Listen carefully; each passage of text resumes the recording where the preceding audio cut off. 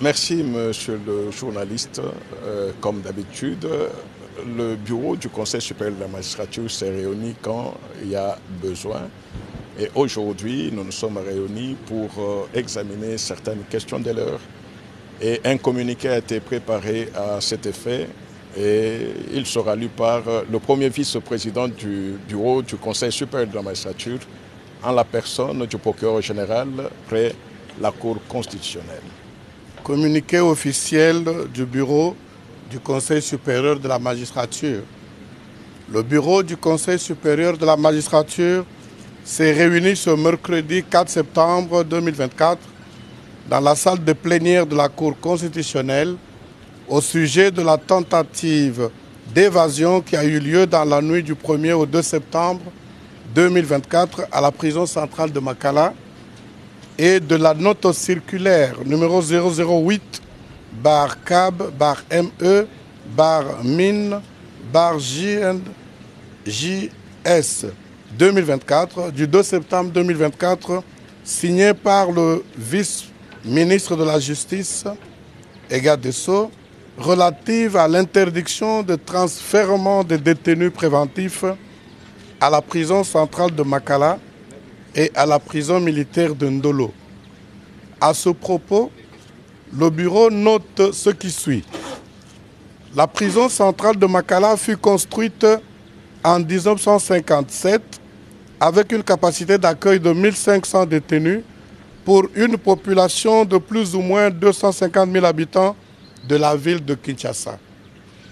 Avec l'augmentation exponentielle de la population et l'accroissement de la criminalité, la solution appropriée pour résorber la surpopulation carcérale à la prison de Makala tient à la fois à la construction de nouvelles prisons et maisons d'arrêt et à l'application stricte de la loi sur la détention ainsi que celle sur le régime pénitentiaire. Contrairement aux déclarations faites lors des sorties médiatiques du vice-ministre de la Justice et garde des Sceaux, les magistrats ne sont pas responsables de la tentative d'évasion qui a eu lieu à la prison de Makala.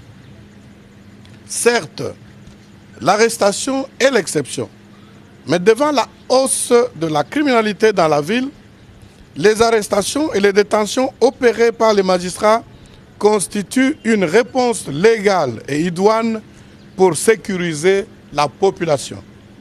En effet, le suspect et toute personne soupçonnée d'avoir commis une infraction ou violé la loi pénale.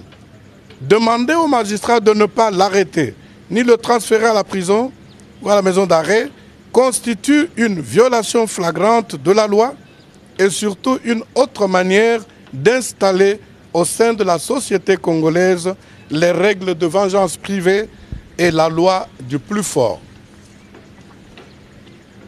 Les déclarations du vice-ministre de la Justice et garde des Sceaux sont de nature à exposer les magistrats à la vindicte populaire alors qu'il existe au sein des institutions publiques un cadre de concertation entre le Conseil supérieur de la magistrature et le ministère de la Justice, lieu indiqué pour traiter des questions transversales relatives à l'administration de la justice.